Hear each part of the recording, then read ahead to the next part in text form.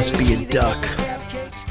This might be the first episode. Well, it is the first episode. Not might be, unless there's in a parallel universe. Maybe. Oh, parallel universe.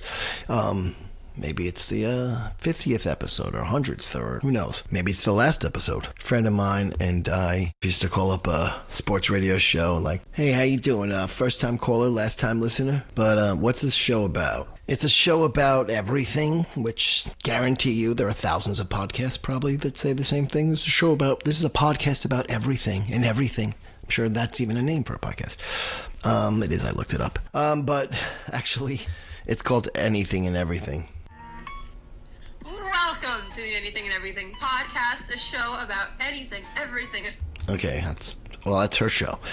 Some people might go, oh, that sounds good. I might go listen to that, actually. They click off of mine. Anyway, I'm Johnny Andriani. I'm a songwriter, and one of the reasons I like to write songs is sometimes I have a lot of thoughts and ideas, and I don't know where they come from. And when I write a song, I like to hone in on the subject matter of what I want to say in the least amount of time and get to the point of something. But this is also about free thought and ideas of different people, my friends, anybody actually, anybody that has anything to say or wants to say, or maybe they don't know, maybe they want me to speak of something they're trying to say, and ask me a question. I don't know. Not that I have all the answers. Nobody has all the answers. Anyway, it's also about stream of consciousness, with myself at least. A lot of times I'll be talking and saying something and it sounds like I'm digressing, and just like I see the connection in everything. Well, not in everything, but a lot of things. That's why I also have to write a lot of songs.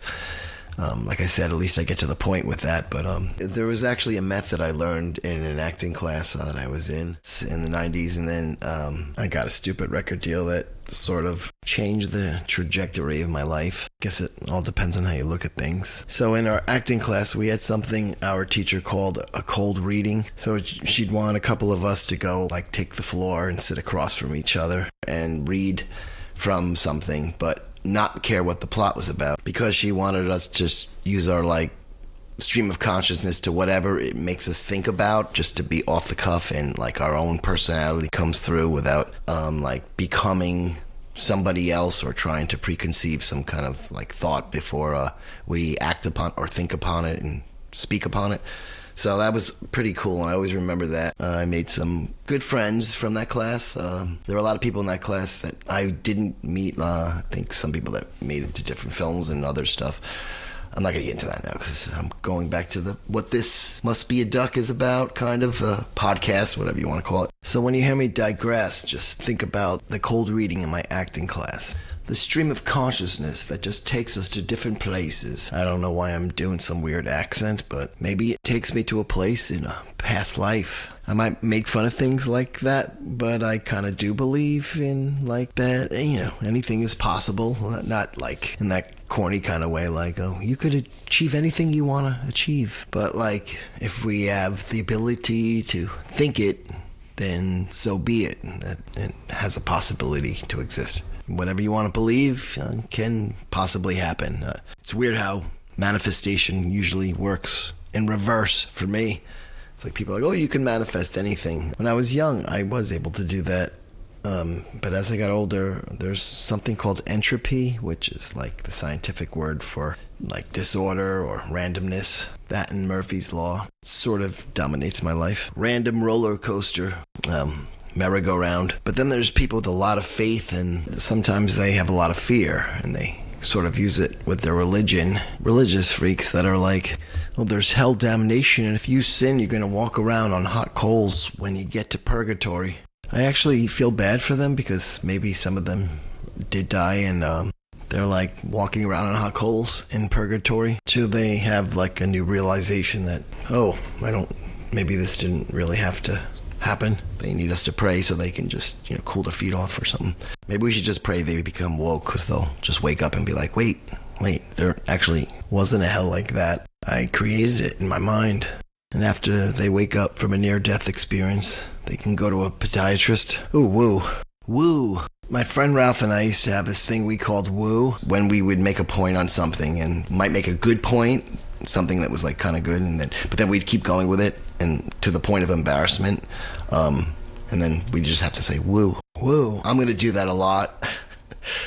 I'm gonna woo a lot, so that's a word. Maybe we could put that in the Urban Dictionary. If that probably means something else, I could look it up. I could pause. I'm gonna pause and look it up. If that is in the Urban Dictionary, and I'll get back to you. Hold on. The great thing about pause is it's just instant. Like come back. It's like, which I'm gonna get onto that also about death a little bit. All right, I'm back. Yeah, look at that, instantaneous. I found woo in the Urban Dictionary. Well, I just looked it up and I came back, but see, that was instant. The blink of an eye, which I kind of think about maybe death is like, people say, oh, I didn't mind in the billions of years that I wasn't alive. Well, how do you know? Maybe you were never not alive and you had even a worse life than you have now. Like people think we just keep coming back till we get it right, but it could be because the laws of thermodynamics, energy can't be created nor destroyed, just changes form.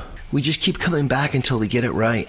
But I actually might believe that. It's a possibility. So you might die and instantly wake up in, your life 975. Some people think deja vu is that too. Deja vu is probably a lot of different things.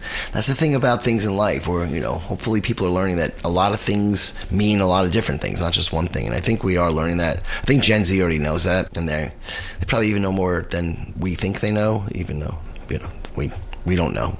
They don't know. Woo? The Wu-Tang Clan. I actually met them. Well, I didn't meet them. I saw them going to Russia when I was singing with Marky Ramone in Europe, in Moscow. And they had that total New York attitude going through customs. And our tour manager was like, he was from Spain. He's like, they're very rude with their hats onto the side. Like, they just have I said, yeah, because I don't give a fuck. They just from New York and, whatever. So they came downstairs and walked through this lady's who probably taking people's tickets at her desk, literally walked in between her desk and the wall to get onto the bus outside to go to their next flight or whatever it was.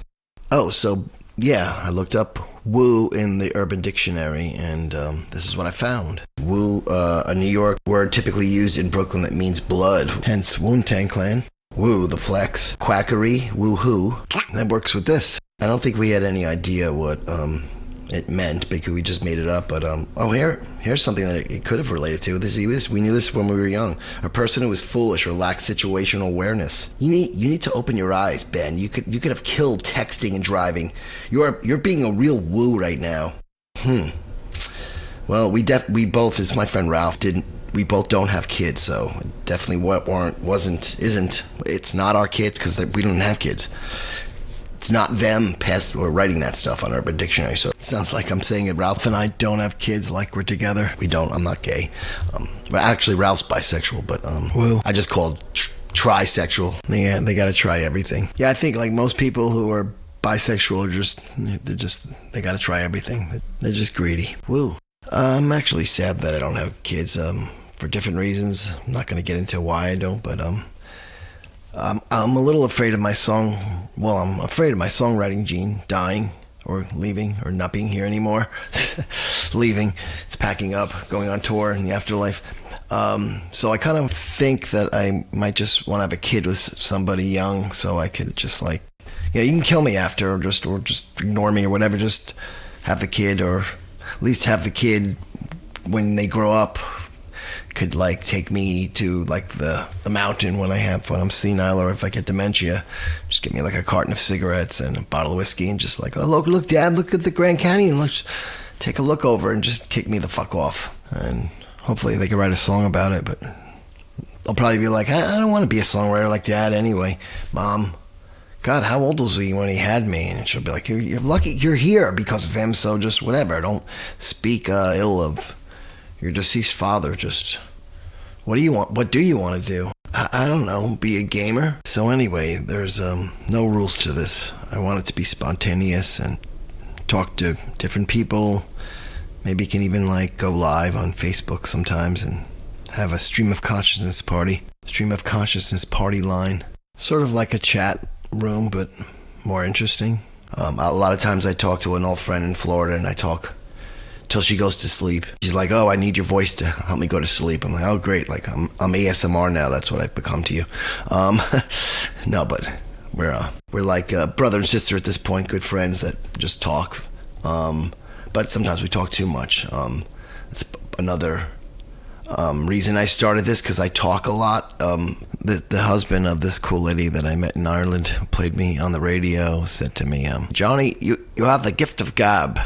I was like, I thought he was insulting me. And I mean that as a compliment, but yeah, I can talk a lot. I think it's like a nervous energy of thinking I have to say something if I'm around people or whatever. It's just maybe I'm slightly uncomfortable, but I'm not really. I don't know, it's kind of confusing. I think I'm just like bored being out, thinking gotta initiate something to talk about, laugh about, who knows what. But it is strange for somebody that rather just be doing what I do most of the time, which is music and writing and creating, without having to talk to anybody. I'm fine like being by myself for many hours. I love being alone, but I like people as well. I'm not like an antisocial person, but I'd much rather be either reading, playing chess, or doing music than being at a party that's just not all the time. It's nice to share a good time with friends and people, or go somewhere that's kind of to be social. Anyway, yeah, so that's a lot of people are very interesting, even if they don't think they are. I lost a friend that was very interesting.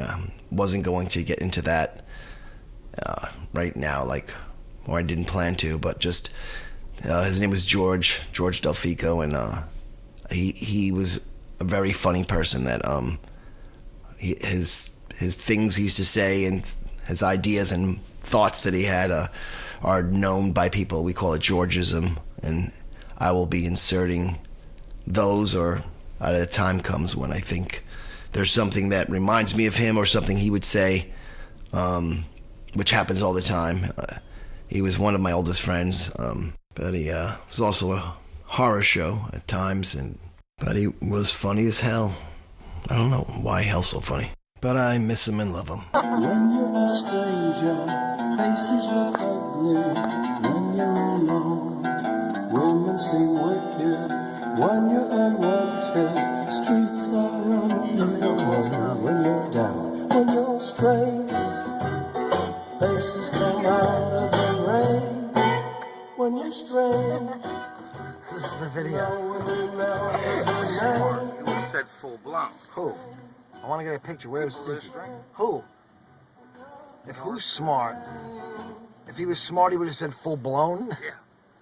No, he's talking about strange. Exactly.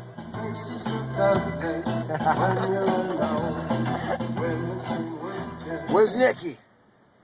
He got mad and he drove away. Nikki doesn't mind you. It's Mary doesn't. I don't think she respects you anymore. I don't give. Do you think I give a flying fuck about her? He wanted your stuff out years ago, and you never got it. When you came up to pick up the TV, she thought you were working. She said, "Come on, wait for me. Where are you going, you asshole? Trying to go around me, impatient fucking American."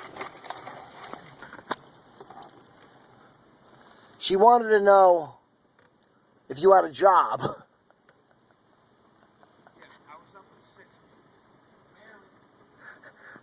6. Is this Mary? That's Mary Colombo. No, the day you came to pick up the flat screen, I said, "George, who's helping you?" I said, "George, I thought he's working again."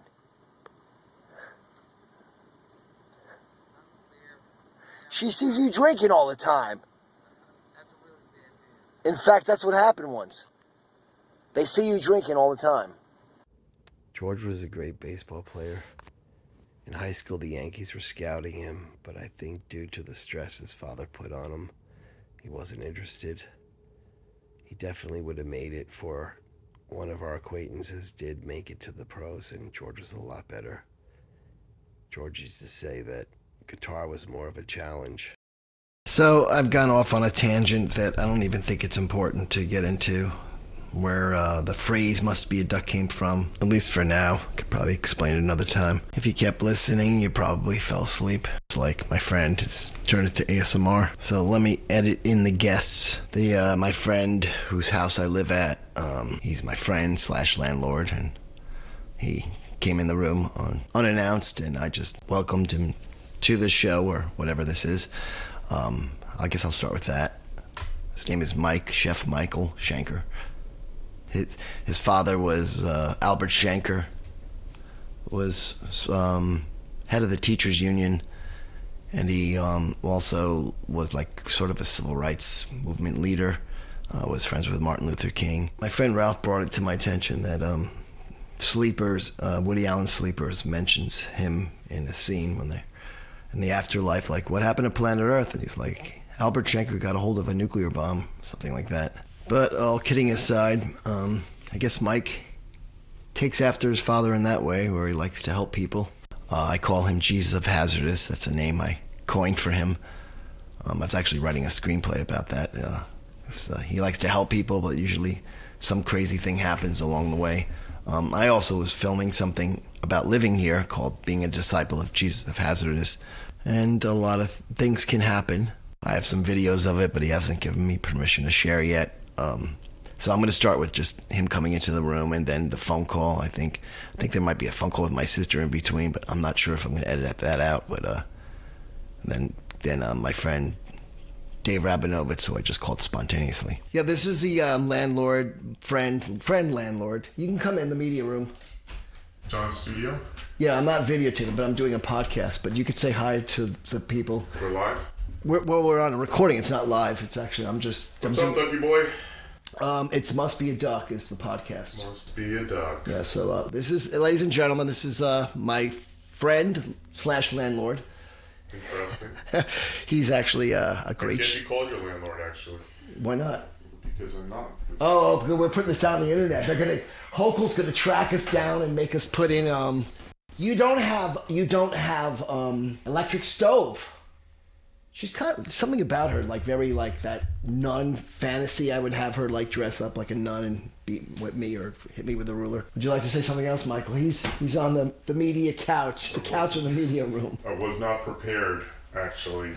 I think it should, it's reality. So It's reality. I was. It's okay to just stand here and say I'm unprepared to say anything. Yeah. How many people would say that? Really? It's an expression that I can't stand when people say it's all good, and most of the time it's not all good. Not in fact, just I don't know where those people come from.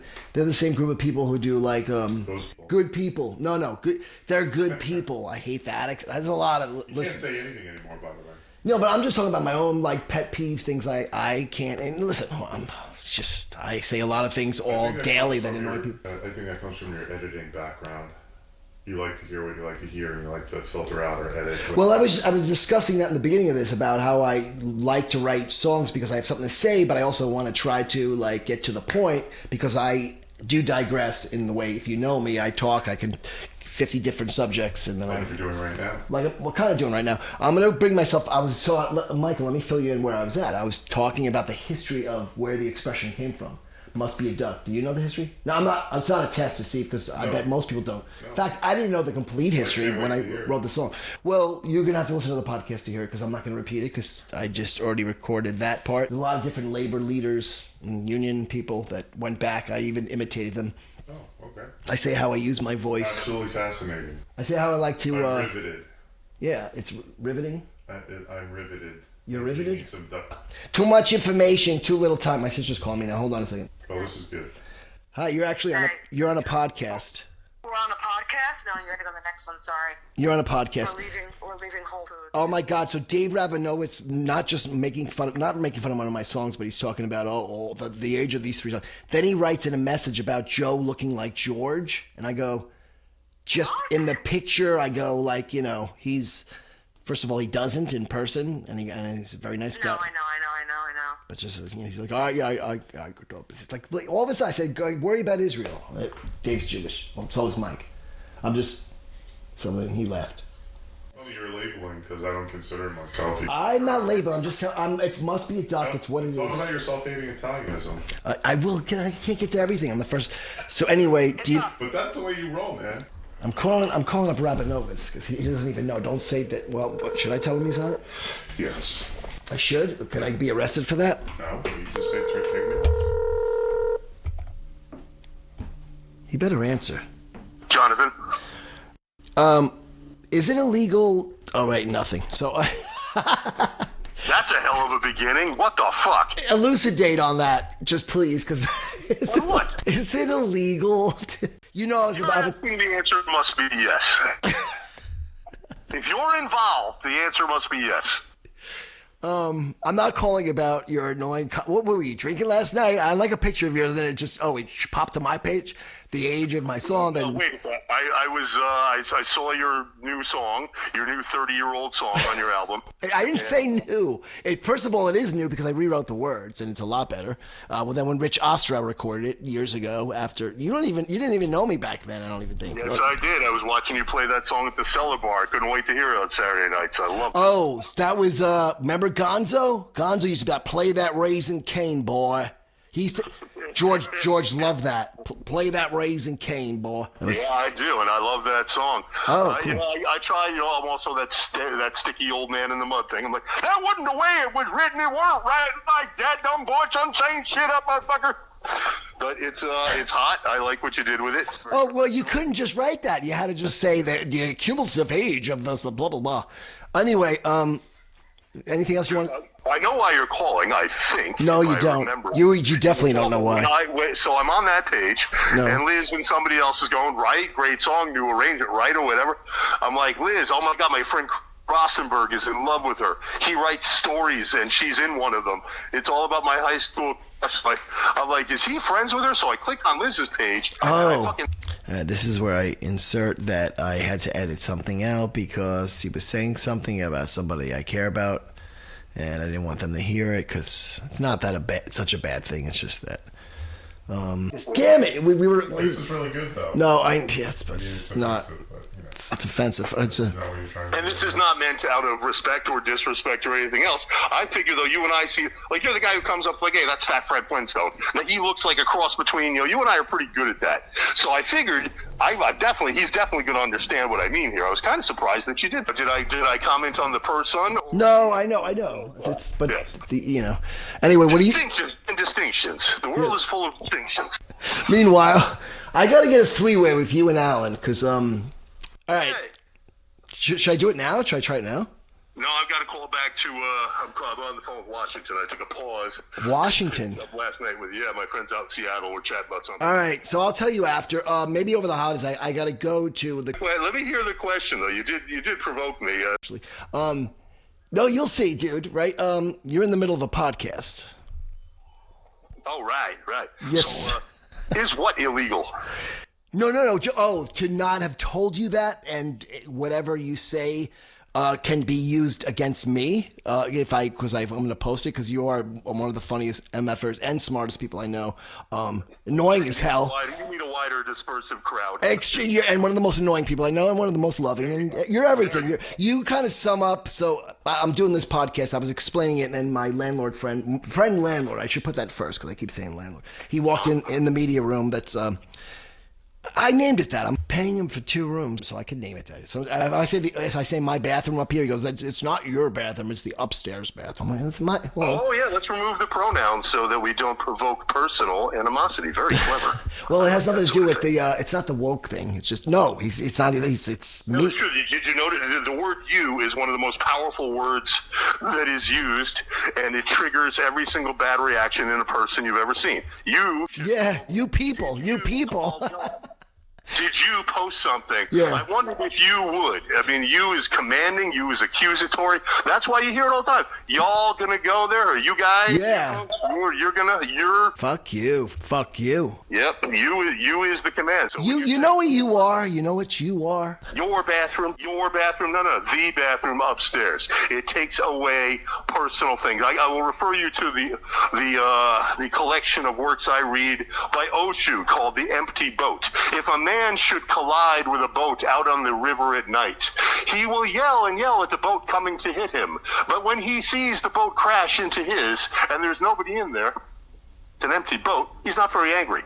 But if he sees a man on that boat coming toward him, he will scream, he will yell, he will wave his arms, he will scream and yell to the point that the boat crashes, and then he will try to grab the man and kill him.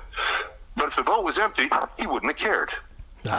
So removing pronouns removes accusation and responsibility, and it keeps the focus squarely on the item rather than it getting filtered through you. Yeah. Wow. Whoa. That's a total must be a duck. Like, see, that's what I want. I want to happen because I can't think of everything, I can't think That's of everything. bumper sticker philosophy. I got a dozen years in here. I train with people who are in 30, 40, 50 years. And you can read a cliff note too. I'm like, you're damn right. Ladies and gentlemen, that was my second guest on Must Be a Duck, Dave Rabinovitz. You could find him in the universe somewhere, and he probably doesn't want you to find him, so don't. Going back to Seattle. Yes, all right. sir. All right, so I got to talk to you about this because this is part of this. I'm not sure when just the first episodes, but this is I like to digress, and this is perfect because I liked your thoughts. Thoughts be told. Can you just do your Irish accent quickly? Just because I tried doing one. Just. If I had any fucking patience left for your fucking nonsense calling me on Sunday morning to interrupt a fucking phone call with your juvenile fucking tripe, I'd have called you first, you fuck. That's it. Next time I'm going to have you and Alan, the Scottish English friend.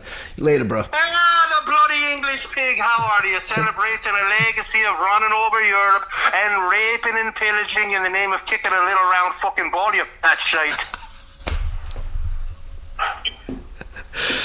Yes. Awesome. All right, bro. All right. I can't even finish what I was about to say. I think I'm just going to end that at this, at that, that at this, at that, with that. Whatever. You just heard my friend Dave Rabinowitz. He used to make George laugh. When I see a bird that walks like a duck. Oh, he's an Indiana poet. I don't know why I'm doing an English accent. It just sounds like James Whitcomb Raleigh. Might be more Irish roots, ethnicity. When I see a bird that walks like a duck and swims like a duck and quacks like a duck, I call that bird a duck.